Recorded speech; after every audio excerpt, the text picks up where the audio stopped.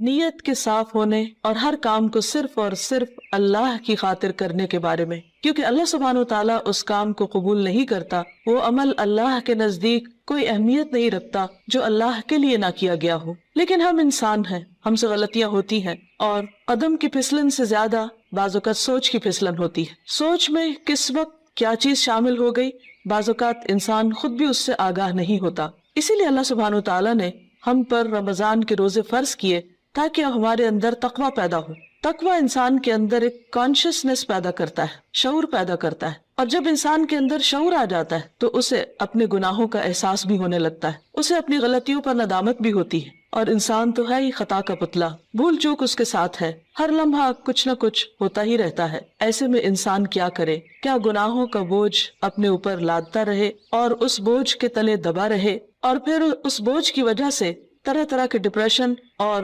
غم اور دکھ کا شکار رہے؟ نہیں، اللہ رب العزت واسع المغفرہ ہے، غفور الرحیم ہے، وہ اپنے بندوں کے گناہوں کو معاف کرتا ہے۔ رمضان کا مہینہ اس اعتبار سے ایک بہترین موقع ہے کہ ہم سب اپنے رب کی طرف رجوع کریں، انفرادی طور پر بھی اور اجتماعی طور پر بھی، اور اپنے گناہوں کی معافی مانگے۔ اللہ تعالیٰ کا وعدہ ہے کہ جو شخص سچے دل سے گناہوں کی معافی مانگے گا، اللہ تعالیٰ اس کو ضرور معاف کر دے گا، اور اللہ تعالیٰ کو معاف کرنے میں کچھ مشکل نہیں۔ قرآن مجید میں اللہ تعالیٰ فرماتے ہیں، قُلْ يَا عِبَادِيَ الَّذِينَ أَسْرَفُوا عَلَىٰ أَنفُسِهِمْ لَا تَقْنَطُوا مِن رَحْمَةِ اللَّهِ إِنَّ اللَّهَ يَغْفِرُ الذُّنُوبَ جَمِيعًا۔ آپ کہہ دیجئے کہ اے میرے بندو جنہوں نے اپنی جانوں پر زیادتی کی ہے، جنہوں نے خود پر ظلم کیا ہے، لا تقنطوا من رحمت اللہ، اللہ کی رحمت سے مایوس نہ ہو جاؤ، بے شک اللہ سارے گناہ معاف کر سکتا ہے۔ اللہ تعالیٰ کے لیے کچھ بھی مشکل نہیں۔ ضرورت اس بات کی ہے کہ بندہ سچے دل کے ساتھ،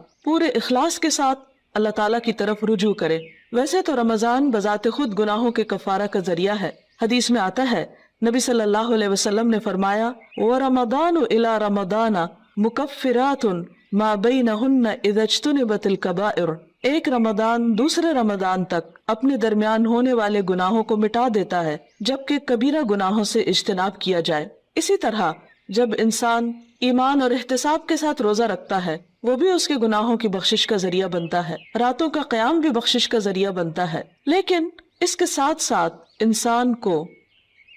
پورے شعور کے ساتھ، پورے احساس کے ساتھ خود اللہ کی طرف رجوع کرنا چاہیے اور اپنے گناہوں کی معافی مانگنی چاہیے، خصوصاً کبیرہ گناہ، ان کے لیے معافی مانگنا ضروری ہے۔ اللہ تعالیٰ سے توبہ کرنے کا ایک طریقہ بھی بتایا گیا، اور وہ یہ کہ انسان اپنے گناہوں پر نادم ہو، شرمندہ ہو، ان کا اعتراف کرے، ان کو مانے، اور پھر آئندہ نہ کرنے کا وعدہ کرے، اور پھر اپنی زندگی کی اصلاح کر لے۔ انسان کی انسانیت اسی میں ہے کہ وہ اللہ تعالیٰ کی طرف رجوع کر لے اور گناہوں کا اعتراف کرے۔ انسان اور شیطان میں یہی فرق ہے۔ شیطان نے جب انسان کو یعنی آدم علیہ السلام کو سجدہ کرنے سے انکار کیا تو اس کے بعد جب اس سے پوچھا گیا کہ ما منعک الا تسجد اذ امرتک، اللہ تعالیٰ نے فرمایا کہ تمہیں کس چیز نے روکا تھا کہ تم سجدہ کرتے جبکہ میں نے تمہیں حکم دیا تھا؟ تو اس پر بجائے اس کے کہ وہ نادم ہوتا، اپنی غلطی کا اعتراف کرتا، وہ اکڑ گیا اور اللہ سبحانہ وتعالیٰ کو بلیم کرنے لگا۔ اس کے برعکس آدم علیہ السلام سے جب خطا ہوئی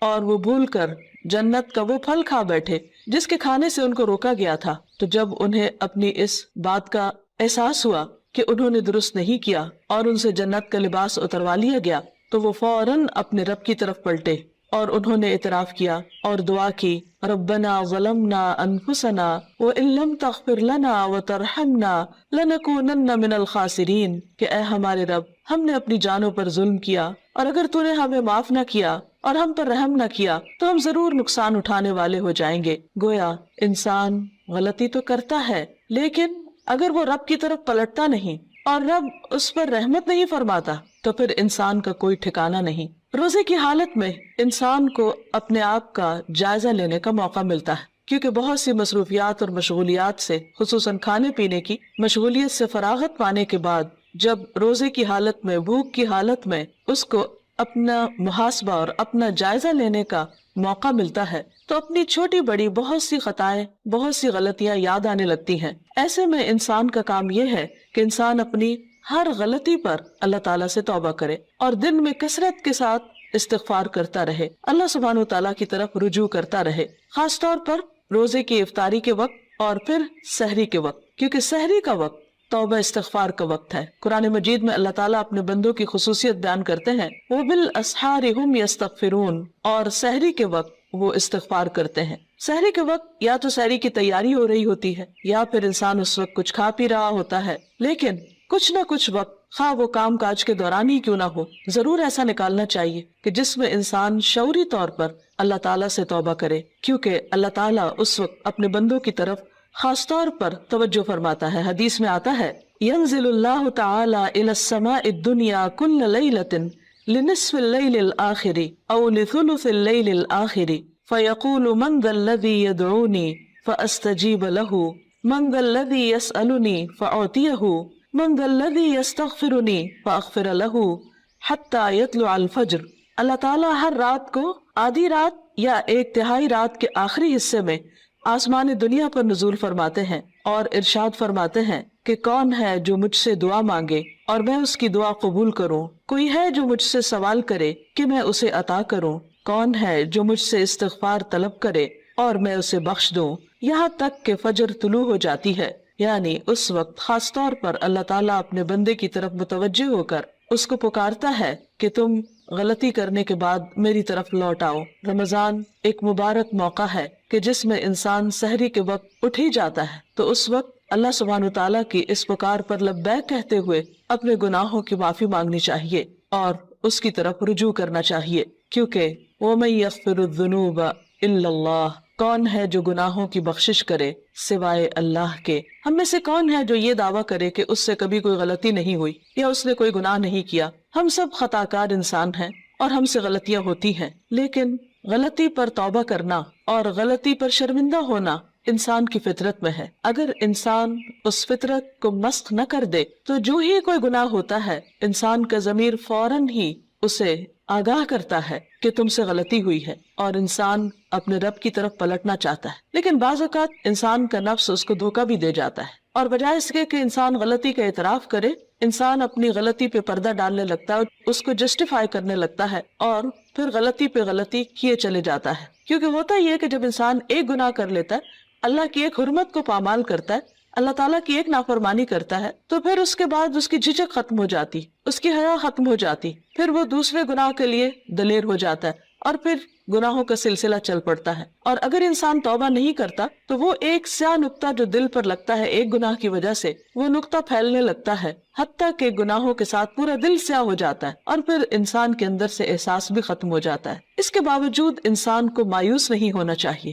جب تک انسان کی جان ہے، انسان کی سانس کا سلسلہ چل رہا ہے، اس کے لیے معافی کا دروازہ کھلا ہوا ہے۔ حدیث میں آتا ہے کہ ان اللہ یقبل توبۃ العبد ما لم یغرغر، اللہ تعالیٰ بندے کی توبہ قبول کرتا ہے جب تک کہ اس کے سانس اکھڑنے نہ لگے، یعنی دنیا سے رخصت نہ ہونے لگے، فوت نہ ہونے لگے۔ تو گویا ابھی اللہ تعالیٰ نے ہمیں جو زندگی اور یہ موقع دیا ہے، اس میں ہم واپس پلٹ آئیں، رجوع کر لیں، اللہ تعالیٰ کو راضی کر لیں اور کبیرہ اور صغیرہ دونوں طرح کے گناہوں سے معافی مانگیں۔ صغیرہ گناہوں کے کفارے کے لیے تو نماز، روزہ، حج، زکوٰۃ اور دیگر نیکیاں، امر بالمعروف، نہی عن المنکر، یہ چیزیں انسان کے لیے کفارہ بن جاتی ہیں۔ لیکن خصوصاً کبیرہ گناہوں کے لیے خاص طور پر معافی مانگنا ضروری ہے۔ مثلا کبیرہ گناہ کیا ہے؟ مثلاً اللہ سبحانہ وتعالیٰ کے ساتھ شرک کرنا، اور اس کے بعد والدین کی نافرمانی، والدین کو ناراض کرنا، ان کا دل دکھانا، ان کو پریشان کرنا، ان کی بات نہ ماننا۔ اللہ سبحانہ وتعالیٰ نے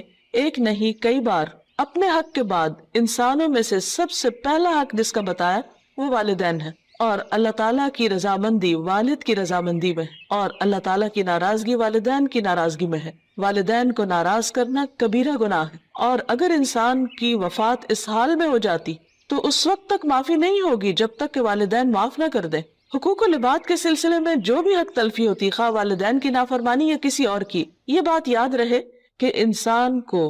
اس وقت صرف اللہ تعالیٰ سے ہی نہیں، بندوں سے بھی معافی مانگنی ہوگی، یعنی بندوں کو بھی راضی کرنا ہوگا۔ والدین کے بعد باقی رشتہ دار، دوست احباب اور انسانوں میں سے کسی انسان پر بھی اگر کوئی ظلم یا زیادتی ہوئی ہو تو اس کے لیے توبہ استغفار اور اس کے ساتھ ساتھ اس بندے سے معافی مانگنا بھی ضروری ہے۔ اسی طرح زبان کے بہت سے گناہ کبیرہ گناہ ہیں، مثلاً جھوٹ بولنا۔ اسی طرح غیبت، اور غیبت کیا ہے؟ کسی مسلمان بھائی کی پیٹھ پیچھے اس کی برائی کرنا، کسی پہ جھوٹا الزام لگانا، کسی کو تانا دینا، کسی کے بارے میں بدگمانی کرنا، کسی کا مذاق اڑانا، نقلیں اتارنا، یہ سب دوسروں کا دل توڑنے والی باتیں، یہ تہذیب کے دائرے سے نکلی ہوئی حرکتیں، اور ہمارا دین ان چیزوں کی قطعاً ہمیں اجازت نہیں دیتا۔ کسی کے ساتھ اختلاف کا ہو جانا، کسی کی بات کو ناپسند کرنا، یہ ہر انسان کا حق ہے، لیکن یہ سب کچھ دلیل کی بنا پر ہونا چاہیے، محض جذبات کی بنا پر نہیں، کہ ہم اگر کسی سے اختلاف کرتے ہیں تو پھر ہم اپنے لیے اس بات کو جائز کر لیں کہ جیسے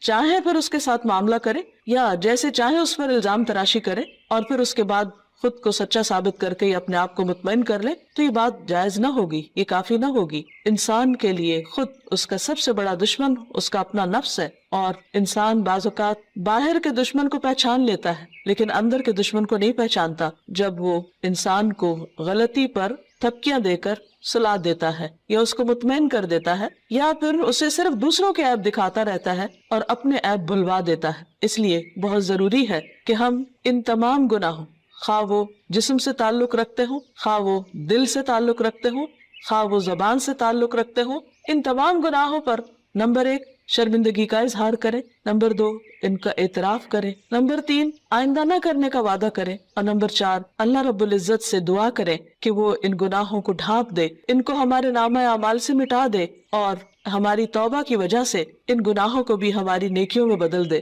کیونکہ اللہ تعالیٰ کے لیے کچھ بھی مشکل نہیں۔ قرآن مجید میں آتا ہے وَهُوَ الَّذِي يَقْبَلُ التَّوْبَةَ عَنْ عِبَادِهِ، وہ اللہ ہی تو ہے جو بندوں سے توبہ قبول کرتا ہے اور اس کو پسند کرتا ہے کہ بندے اللہ کی طرف رجوع کریں۔ وَيَعْفُو عَنِ السَّيِّئَاتِ، اور وہ خطاؤں سے یعنی صغیرہ گناہوں سے درگزر کرتا ہے۔ وَيَعْلَمُ مَا تَفْعَلُونَ، اور وہ جانتا ہے جو کچھ بھی تم کرتے ہو، یعنی ہمارا کوئی بھی عمل خواہ وہ چھوٹا ہو یا بڑا، تنہائی میں کیا ہو یا سب کے سامنے، اللہ سے تو چھپا ہوا نہیں، پھر اس کے فرشتے لکھ بھی رہے ہیں۔ اس لیے بہت ضروری ہے کہ اللہ کے حضور حاضر ہونے سے پہلے ہی ہم اپنے ان گناہوں کو اپنے نامہ اعمال سے اپنے آنسوؤں کے ساتھ دھو ڈالیں، اور عجز و انکساری کے ساتھ اللہ کے حضور جھکیں، اور زبان سے بھی استغفار کرتے رہیں، اور اس کے لیے خاص طور پر استغفر اللہ، اللہم اغفر لی اور استغفار کی دیگر دعائیں پڑھنا بھی فائدہ مند ہے۔ اللہ تعالی ہمیں عمل کی توفیق عطا فرمائے۔